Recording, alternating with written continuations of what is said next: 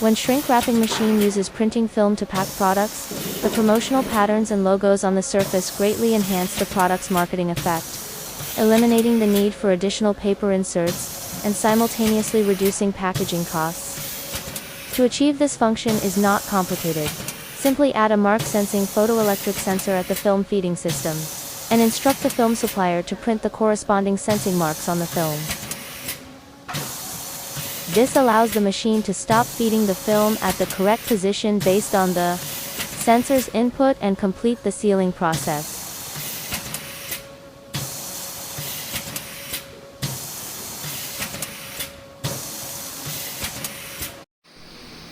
This chapter demonstrates the difference between using and not using color mark positioning.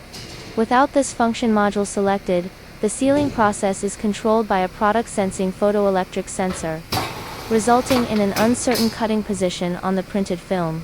When the mark positioning function is activated and corresponds delay time is set, the sealing position can be precisely controlled to align with the color mark. After shrinking, the complete printing image accurately wraps the product surface, resulting in an aesthetically pleasing and highly effective promotional packaging.